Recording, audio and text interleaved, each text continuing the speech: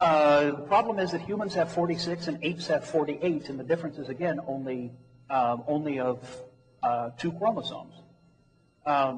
So in one case you have a difference, but it's not enough to put horses and donkeys in different kinds. In another case you have a genetic difference, but it is enough to put humans and apes in 2 different kinds. And I'm not quite sure.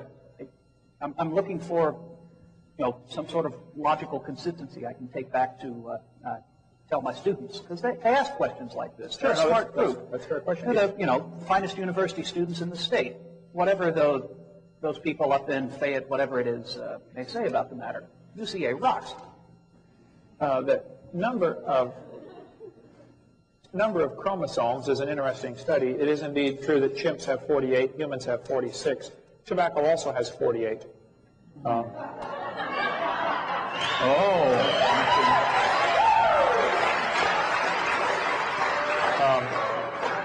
Amoebas have 50, and they say we came from an amoeba, yet they've got more chromosomes than we do. Chickens and dogs both have 78. They're identical twins. The fern has the most chromosomes. That's the ultimate goal of all evolution, to become a fern. So I think common sense would tell you, if you look through the possum, the redwood tree, and the kidney bean all have 22 chromosomes. The similarities, I think, are evidence of a common designer. Now, if you want to believe that humans and apes have a common ancestor, you're certainly welcome to believe that. Thank you. But that is not something that you should be using taxpayers' dollars to. Certainly you should not teach it dogmatically. And if you teach it at all, you ought to give other alternatives, like, hey, maybe the similarity is because of a common designer as opposed to a common ancestor. Okay, the number of... it certainly could be Allah. God, sorry. I don't know what yeah, it could be similarity. Let's see.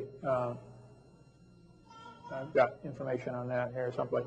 I have over 4,000 pictures, so it really helps if you ask your questions in the same order that I have my answers. That would speed things up. Right. I actually agree with you about the use of taxpayers' money to fund the teaching of fraudulent theories.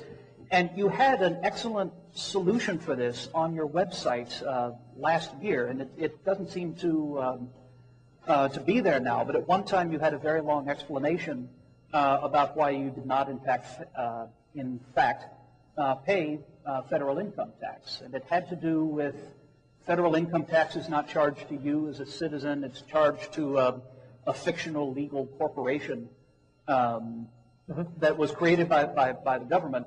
Yeah, this is shown because your W-2 forms and things like that have your name in capital letters, which legally does not refer to you, which would be your name in capitals and lowercase. What you're doing now is another logical fallacy called red herring. You're trying to draw attention away from the argument by focusing on, or ad hominem argument, attacking me personally. I have nothing to fear whatsoever for IRS or anything else. I mean, obviously they're big boys. Why would you worry about it? They can take care of me just fine. But I believe everybody should obey the law, including the government, and I do. And if you're going to try to accuse me of breaking some law, you need to better be prepared to defend that. Oh, I was not accusing you of anything. In fact, I kind of approve of the idea. Okay. Getting us back on target, we want to allow you a few minutes to discourse with each other, but getting back on the subject, we do want to ask more questions. There we go. Sorry. There we go. Whose work I've seen by the name of Ken Ham. I believe he leads Answers in Genesis. Is that right? Yes, good friend of mine. And I believe it was on his website that he gave the suggestion that when a teacher presents the idea that the universe is millions or billions or cajillions or whatever they're up to these days, old, that the response is, how do you know? Were you there? I have actually gotten that response from several students of mine in the non-majors biology course I teach. When I ask them, do they have any questions, the response is, how do I know? Was I there? Well, the answer is I wasn't. So all I really know is that the universe is at least 32 years old. I was there for that portion of it.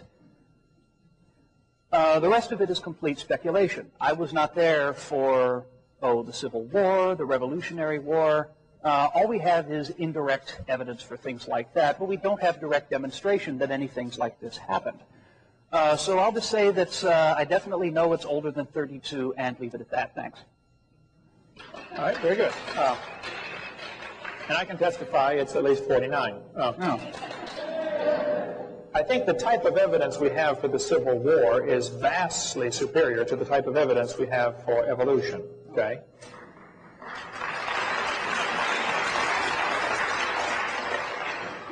We have no evidence of evolution happening in the present. We have no proof of it happening in the past. It's something people believe in, and that's a religious worldview, and it should not be taught at taxpayer expense. I thought the question was leading to evidences that for the age of the universe. Okay. Typically, the most common given are, at least for the age of the Earth, are radiometric dating methods, be it carbon dating, potassium, argon, rubidium, strontium, lead-208, whatever. Doesn't matter. They're all based on the same assumptions. We cover that in our video number 7 in great detail. Living mollusk shells, for instance, were carbon dated at 2,300 years old. Obviously, they're not 2,300 years old. They're still alive. Freshly killed seal, carbon dated 1,300 years old. They had just killed it. Okay, it's not 1,300 years old. Shells from living snails, carbon dated 27,000 years old. I mentioned this earlier. One part of a mammoth is 29,000, another part's 44,000. Baby Dima was dated at 40,000, another part's 26,000, and the wood next to it is 9,000. If you get the Geological Survey Professional Paper 862, you will find rather interesting reading, kind of tough to wade through, but I've got the paper at home. Here it says sample number 454 is 17,000 years old. Sample 455 is 24,000 years old. But if you read, it says this is the same sample as 454. Interesting. Sample number 299 is less than 20,000 years old. Sample L137X is greater than 28,000, and yet it's the same sample as 299. You go through and you wade through this, and you find out they simply do not know. Okay? We could talk a long time about carbon dating. The other one commonly used is the idea that the universe is billions